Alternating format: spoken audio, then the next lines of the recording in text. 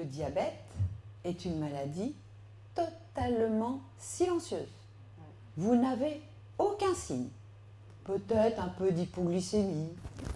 Alors messieurs, quand vous arrêtez de faire du sport et que vous prenez quelques kilos, vous êtes déjà en insulinorésistance.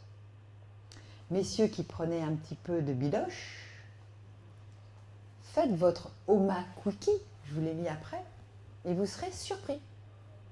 Moi qui ai un polymorphisme d'être diabétique, quand je l'ai fait il y a 3 ans, je commençais à être insulino-résistante. Et pourtant, franchement, je mangeais sainement. Mais je mangeais de temps en temps un petit gâteau, je mangeais du pain sans gluten, terminé. Parce qu'il ne faut pas croire que de manger sans gluten, c'est se bourrer de maïs, c'est se bourrer de riz, c'est se bourrer de toutes ces céréales qui contiennent quand même des lectines. Quand même des lectines. Nous ne sommes pas des vaches. Et les vaches elles-mêmes ne peuvent pas assimiler le maïs et le soja qu'on leur donne. Le soja ne devrait être consommé que fermenté, car le soja contient des lectines, d'accord, qui va faire des trous dans votre intestin. La seule manière de manger du soja, c'est lacto-fermenté, sous forme de tamari ou des tofu lacto-fermentés, parce qu'on trouve des tofu non lacto-fermentés. Faites bien attention. Donc il y a une problématique liée à ces personnes qui mangent sans gluten et qui vont faire les mêmes erreurs. Elles vont manger trop de céréales sans gluten, trop de choses sucrées. Surtout que l'industrie, nous en France, je ne sais pas au Maroc s'il y a beaucoup de produits sans gluten sur le marché, mais en France, il y a plein de gâteaux sans gluten, il y a plein de pâtes sans gluten, au maïs, on dirait franchement des pâtes au blé, etc. C'est une catastrophe. Parce que votre pancréas et votre insuline, il va être obligé de fonctionner aussi fort. Ici, vous mangez beaucoup de dattes. L'index glycémique de la date, c'est 100. Comme le sucre. C'est du sucre pur, même s'il y a des vitamines. Si vous faites du sport, mangez une date. On dit, si tu as 3 dates par jour, c'est ça, tu éloignes le médecin. C'est ça, hein, vos croyances d'ici. Ça, c'était valable peut-être il y a 150 ans, ou 200 ans, ou plus, parce qu'ils n'avaient pas à bouffer tous les jours. C'était pas dans notre civilisation où on est le cul dans notre fauteuil, ou dans notre voiture, ou dans notre bureau, à rien faire et à pas bouger. C'est pas possible. Et à manger en plus du pain, matin, midi et soir. Le pire repas en France, je ne sais pas comment vous mangez, qu'est-ce que vous mangez le matin au Maroc? La bouillie. La bouillie, elle est faite avec quoi?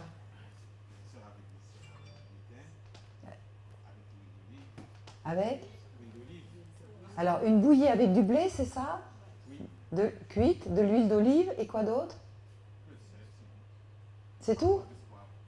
D'accord. Après. Qu'est-ce que vous mangez le matin? Ça, c'est traditionnel.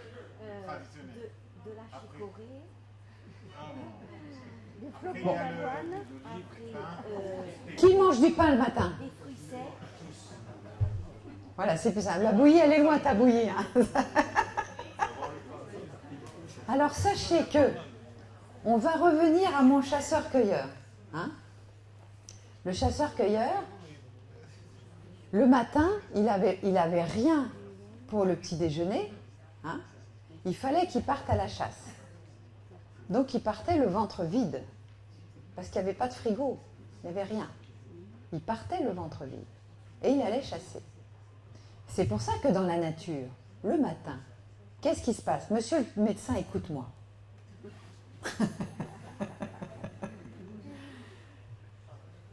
Le matin, quand tu vas faire de l'effort, qu'est-ce que l'organisme te donne? Au niveau de tes surrénales, il vous donne du cortisol.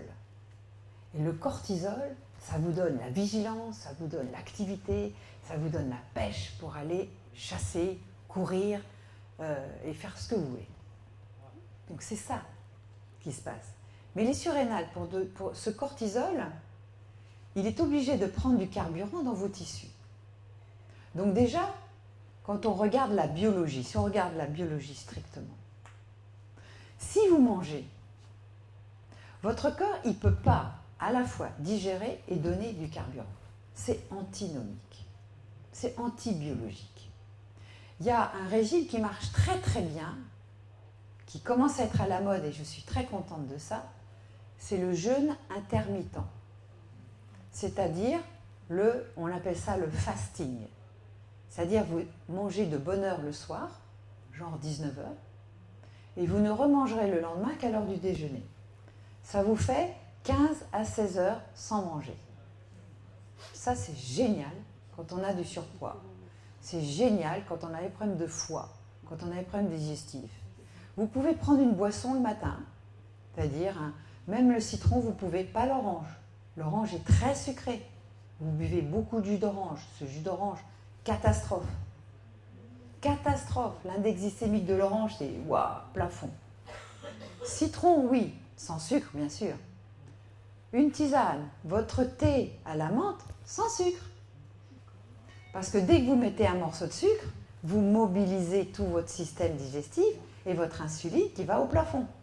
Vos thés, ils sont très bons, mais ils sont trop sucrés. Votre thé à la menthe, c'est une catastrophe. Regardez le nombre de diabétiques que vous avez au Maroc. Bien sûr que c'est bon, je suis d'accord, je suis la première à le dire. Mais il faut savoir où on en est. Il faut savoir, faites vos bilans, faites votre OMA Quickie, vous connaissez je crois ici. Hein? Bon, parce que la glycémie c'est une chose, l'insuline c'en est une autre. Parce qu'on peut très bien être diabétique avec un taux de sucre, de glycémie normale. C'est dingue hein, quand même.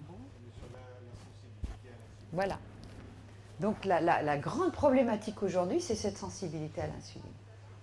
Le sucre du miel, au niveau Le miel est aussi sucré que le sucre. Et les sirops d'agave qu'on vous vend en disant que c'est moins sucré, c'est un mensonge. Les seuls sucres qui sont, on va dire, acceptables, le sucre de fleur de coco, la stevia, le xylitol. Vous ne connaissez pas bien le xylitol, c'est un sucre de bouleau qui est fermenté et qui amène des prébiotiques. C'est pour ça que certains peuvent avoir une diarrhée quand ils ont un intestin qui ne fonctionne pas bien, mais il ne fermente pas. Et il a un index glycémique de 8. Donc il y a des gens qui sont pour ou c'est contre. Moi j'ai un intestin qui est tellement fragile que le moindre truc qui ne va pas, je le ressens tout de suite. Et le xylitol, il passe très bien. Et d'ailleurs, il y a aussi un sucre ayurvédique qui lui est une fermentation du maïs, ça j'aime moins. Il s'appelle érythritol, c'est un ol, c'est un alcool, mais c'est pas de l'alcool, hein, mais ça a été avec une certaine fermentation. Eh bien, l'indice c'est 0. Moi, je préfère pas avoir un indice de 0 parce qu'il ne faut pas leurrer le pancréas. Si on lui donne un message sucré, c'est important qu'il en ait quand même un petit peu pour faire travailler l'insuline d'une façon normale. Hein. Donc le matin, vous ne devriez surtout pas manger sucré parce que notre programme génétique à l'insuline fait que le matin, si vous aviez du sucre, ça décuplait par 25 le taux d'insuline. Alors que ce même sucre pris à 17 heures ne va pas avoir la même réaction insulinique. À 17 heures, le pancréas il est calme, il est gentil et il ne va pas réagir d'une façon outrancière. Alors que le matin, c'est la catastrophe. Donc si vous voulez manger le matin, prenez plutôt le petit déjeuner à l'anglaise, des œufs, ou vous pouvez faire des pancakes avec des farines de patates douces. La patate douce, c'est très bien. Ou des farines de sarrasin. Il faut que la glycémie soit le plus basse possible et plutôt protéinée. Vous pouvez aussi manger du poulet, du poisson. Moi, ce matin, j'ai carrément mangé de la salade, des petits légumes, un peu de poisson, qui avait du poisson cru. J'ai mis des petites sauces et c'était très très bon. Parce que ce matin, on m'avait dit de manger pour aller au spa, donc j'ai mangé, j'étais très... Sinon, en général, je ne mange pas. Parce qu'il y a une chose aussi que vous devez écouter, c'est votre corps. Votre corps, il vous dit « j'ai faim ». Donc si tu as faim, attention, parce qu'il y a la fin de l'hypoglycémie. Ça, c'est que le pancréas, il débloque complètement. Mais là, la vraie faim, si on a peu mangé le soir ou qu'on a mangé à midi, chacun a des repas différents. Si on a mangé très très léger le soir, peut-être qu'on a faim le matin. Mais si on a fait un vrai repas et si on a mangé un couscous le soir, ne me dites pas que vous avez faim le matin. Parce que après, à chaque fois qu'on va manger, c'est l'état de guerre.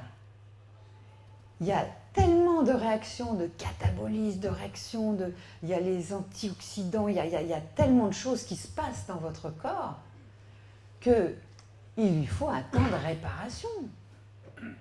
Il lui faut le temps de souffler, de colmater les brèches, de réparer, d'éliminer les soldats qui sont morts par les macrophages qui, hop, il y a tout un circuit de nettoyage, de réparation, mais pour ça, il faut avoir le temps. Si vous êtes toujours en train de manger, il y a ceux qui grignotent tout le temps, mais c'est la maladie assurée. Donc il faut quand même un certain laps de temps pour que vos casques bleus aient leur bonne nourriture, que dans votre intestin, ce soit fabriqué grâce aux fibres, parce qu'on savait que les fibres, c'était important. Maintenant, ces fibres, on les appelle les prébiotiques. Et on le sait que ces prébiotiques sont le carburant de vos casques bleus et qu'ils fournissent des acides gras, mais des acides gras à chaîne courte, qui sont un carburant très important pour tout votre métabolisme. Mais si vous avez un microbiote très pauvre parce que vous mangez du pain, des pizzas, des pâtes, de la viande, très peu de légumes, que vous buvez des gazouses, des bons gazouses plein de sucre, c'est sûr que vous avez une flore très pauvre et que c'est la porte ouverte à des maladies auto-immunes graves. Qu'est-ce qu'on veut? On veut vivre en bonne santé, enfin moi en tout cas. Si vous êtes là, c'est que vous me faites la confiance d'écouter et de dire, bon, j'aimerais bien et vivre en bonne santé, mais aussi vieillir en bonne santé. La vieillesse, ça se prépare. Moi, je ne suis pas arrivée à mon âge où je fais du vélo, j'ai la patate, et même je suis quelqu'un d'assez stressé, pourtant je devrais être morte. Et comme j'ai une péritonite aiguë, j'avais des migraines, j'ai un polymorphisme de sclérose en plaques, donc je commençais à perdre la vue d'un œil à 18 ans. J'étais mal barrée. Je dis, c'est pas possible, on ne peut pas vivre comme ça. On ne peut pas vivre en étant fatigué. On ne peut pas vivre en étant en surpoids. On ne peut pas vivre, j'avais même de l'arthrose à 40 ans. Je n'ai plus rien. Donc je suis la démonstration vivante qu'on peut régler, en tout cas 90% de problèmes, par l'alimentation et les compléments alimentaires. Parce que l'alimentation ne suffit pas. Si votre intestin est perméable, il va falloir lui donner des nutriments pour refermer les portes. Et ça ne se fait pas comme ça. Ça se fait en plusieurs mois. Ça se fait doucement. Et quand il y a des parasites qui sont rentrés dans votre flux sanguin ou des métaux lourds, ça va être complexe de les éliminer, mais on peut le faire. Et on a des outils que la nature nous offre avec les huiles essentielles, avec des plantes. La nature est très généreuse. Elle nous a donné des maladies, mais elle nous a donné aussi des moyens de combattre ces maladies, mais avec des produits naturels. Aujourd'hui, on est claveté, c'est un mot de plongeur, entre Big Pharma, tous les lobbies pharmaceutiques, les lobbies agroalimentaires. Ils savent que le glyphosate est cancérigène. Et jusqu'en 2021, sous prétexte qu'on ne va pas pouvoir indemniser tous les agriculteurs, écoutez, empoisonnez-vous encore 4 ans, parce que quand même, il faut que nos agriculteurs y survivent. Vous trouvez ça correct? Est-ce qu'on veut le bien de notre civilisation? Ou est-ce qu'on veut notre mort prématurée? Parce que quand on est à la retraite, on coûte à l'État. Qu'est-ce qu'on veut de nous?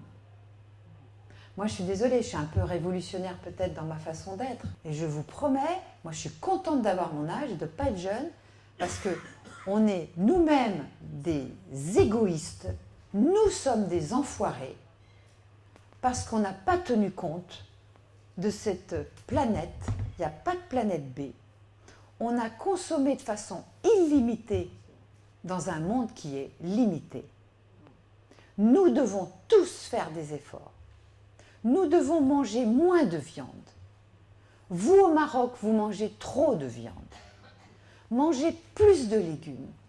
Mangez des poissons.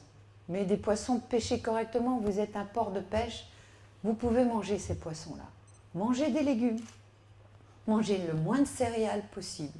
Mangez votre bonne huile d'argan, mélangez avec votre huile d'olive. Mettez peut-être un peu d'huile de bourrache. La bourrache, ça doit pousser chez vous, parce que ça pousse bien dans les pays chauds. Je ne sais pas si vous avez de l'huile de cameline, vous avez de l'huile de lin. Mélangez ces huiles. Parce que si vos membranes, vous vous souvenez que le système nerveux, quand on veut éliminer une proie, on attaque son système nerveux. Eh bien, aujourd'hui, les études ne veulent pas démontrer, alors que c'est une réalité, que les oméga 3, à longue chaîne, c'est-à-dire les huiles de poisson, pas l'huile de foie de morue, les huiles de poisson. Pourquoi je vous parle des huiles de poisson? Parce que passé un certain âge, il vous manque une enzyme pour convertir votre huile de lin en bons oméga 3 qui vont nourrir vos membranes et votre cerveau. Parce que votre cerveau, c'est une boîte à beurre aussi.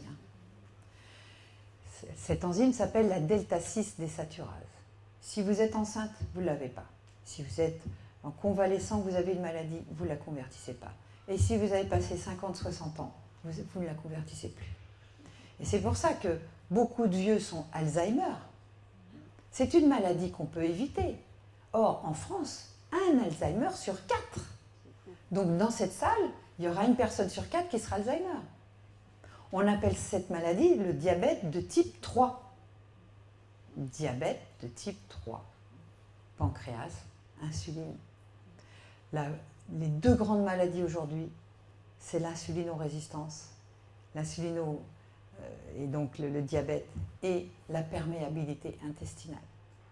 Cette perméabilité intestinale entraînant des candidats albicans. Le candidat albicans ouvre encore plus grand les portes et on rentre dans des cercles vicieux.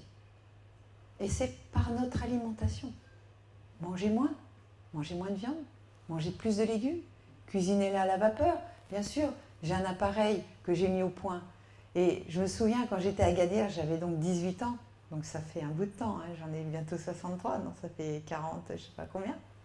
J'étais à cheval, là, j'étais au Club Med. Et puis, je vois une cocotte minute sur le sable. Je dis, cocotte minute, la cocotte sous pression, pour cuire les pois chiches, c'est bien, mais c'est tout. Pour le reste, ça détruit tout. Que ça détruise les lectines de vos pois chiches, ça c'est super. Très bien. Mais pas pour cuire vos légumes, pour cuire votre poisson, pour cuire votre viande, non. La cuisson à la vapeur douce. Et je m'étais dit, j'aurais gagné quand il y aura un vitaliseur sur cette plage. Parce que cuire, ça permet d'attendrir la fibre, d'attendrir la cellulose, de rendre les vitamines plus biodisponibles. Mais si on cuit trop, on détruit les vitamines. Les bouillons, c'est bien de boire le bouillon, mais les légumes du bouillon, ils n'ont plus rien. C'est ça le problème.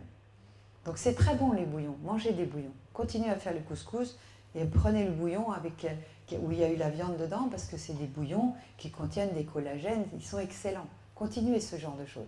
Mais vous ne prenez pas la semoule.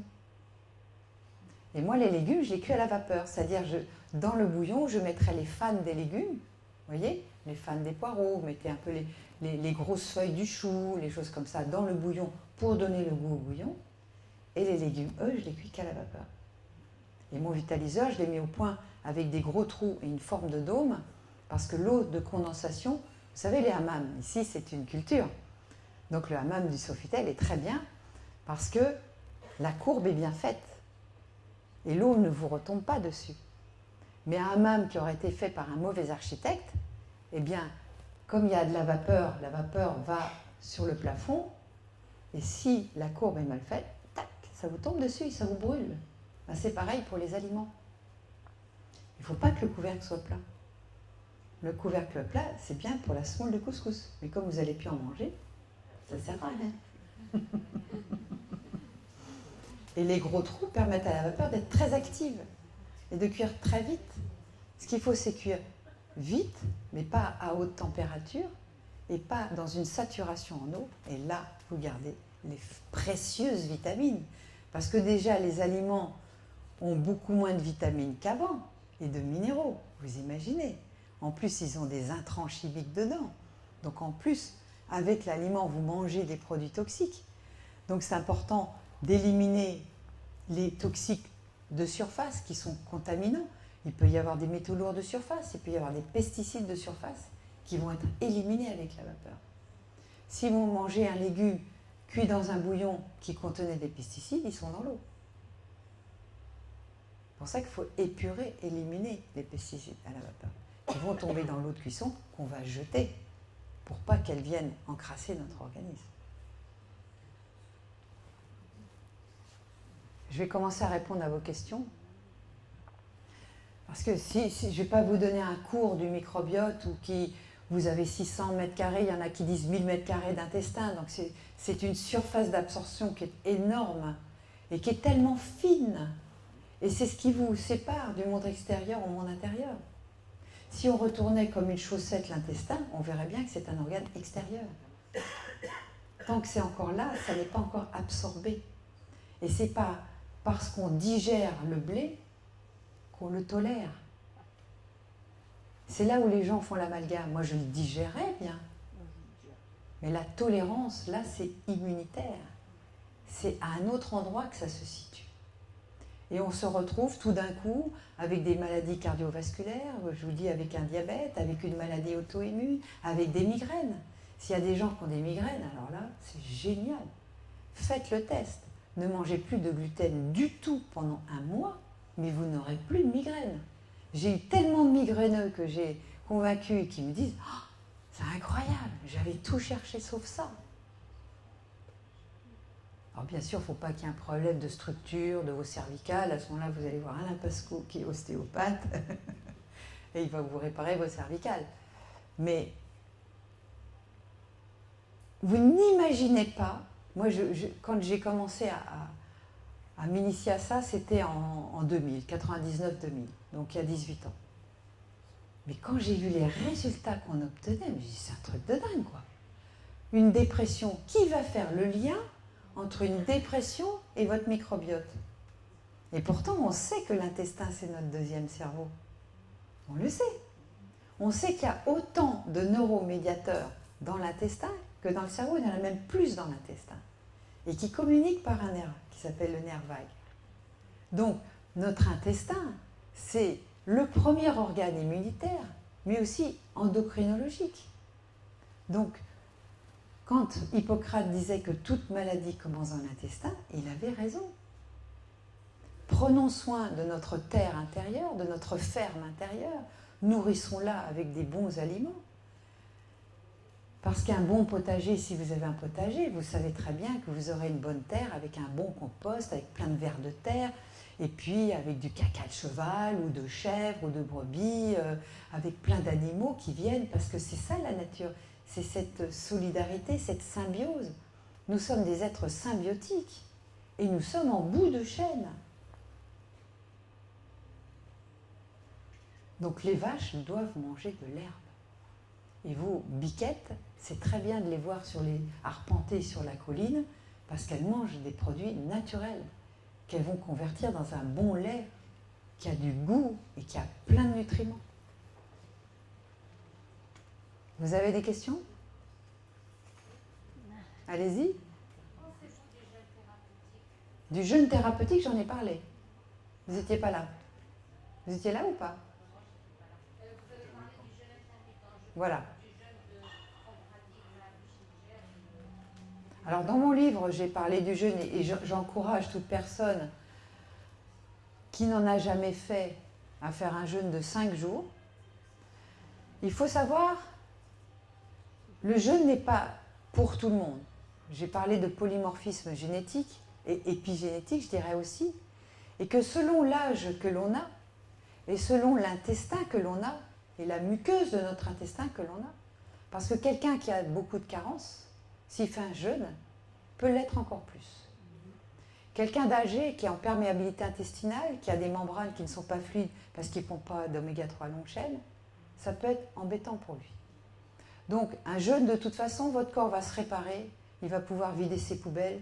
De toute façon, ça vous fera du bien. Un petit jeûne de 3 jours. Le jeûne du Ramadan, vous savez que ce n'est pas un jeûne. Vous êtes d'accord? C'est une discipline, c'est un stop dans vos habitudes qui vous oblige à avoir pas d'autres habitudes, mais d'avoir un éveil par rapport à ce que vous mangez. Ça, c'est plutôt juste. Mais j'ai appris quand même que dans le Coran, le prophète, il a dit, tu mangeras du blé noir. Mais c'est quoi le blé noir? C'est du sarrasin. C'est pas du blé. Le blé, il n'a que 10-12 000 ans. C'est que dalle à l'échelle de l'humanité. Ça n'existait pas. Et le blé moderne, lui, c'est une catastrophe. Parce qu'on a créé des blés beaucoup plus riches en gluten et en lectine. Parce qu'on peut faire des belles pizzas, c'est tellement élastique, ça colle bien. Ça monte. Mais ça colle aussi là et là. Donc franchement, si vous pouvez l'éviter, c'est le meilleur conseil que je vous aurais donné. Deuxième conseil, le sucre, vous avez compris. Mastiquer. Si vous devez retenir une chose, parce que moi, je n'étais pas très consciente de ça. Je croyais bien mastiquer. Ce soir, si vous mangez, demain matin, si vous mangez, enfin, dès que vous allez manger, vous allez vous observer en train de mâcher. Ne parlez pas. Mâchez et regardez ce que vous faites. Vous allez voir que vous mastiquez très mal, que vous avalez souvent des trucs incomplètement mis en bouillie. D'accord? Il faut tourner dans votre bouche. Moi, je dis, roulez une pelle avec vos aliments. Et vas-y que je te passe à droite, à gauche, et mâchoire à droite, et mâchoire à gauche, et avec la langue. Et hop, si vous sentez que c'est pas, hop, vous le faites revenir, et vous continuez à mastiquer. Vous faites une bouillie bébé. Et là, vous pouvez avaler. Elle est morte de rire. Vous pouvez, là, vous pouvez avaler. Parce que le travail que vous n'avez pas fait dans votre bouche, c'est la fameuse loi du maillon faible. Eh bien, si vous avez mal mastiqué, il y a 90% qui va aller à la poubelle des bactéries, vous allez fermenter, vous allez gazer, vous allez faire du gras, vous aurez un mauvais transit et vous allez être pas bien. Et vous allez être dénutri. On peut mourir obèse et mourir de faim de nutriments, en étant sous-nutri. Parce que la nutrition, c'est des nutriments. Ce n'est pas des calories. Les calories, on a tout faux. C'est n'importe quoi. Vous pouvez prendre 1 litre d'huile, vous ne prendrez pas 1 gramme. Parce qu'il y a des associations à faire pour assimiler. C'est toute une synergie de choses. Donc la calorie, c'est débile. Il faut parler de richesse en nutriments. Et là, on commence à comprendre. Et ce n'est pas parce que c'est riche en nutriments que vous allez forcément l'absorber. Parce que si vous avez un intestin qui est pauvre, si vous avez un microbiote appauvri, que vous avez pris des antibiotiques, qu'on vous a soigné votre endométriose avec des antibiotiques ou vos diverticules, etc., ou que vous prenez des corticoïdes parce que vous avez mal au genou, etc., vous savez que les corticoïdes, ça perméabilise l'intestin. D'accord? Donc vous rentrez dans un cercle vicieux. Et vous allez mal absorber les nutriments. Et si vous absorbez 10%, par exemple, vous mangez un steak et vous avez mal mastiqué, et ben les 90%, vous n'allez pas l'absorber.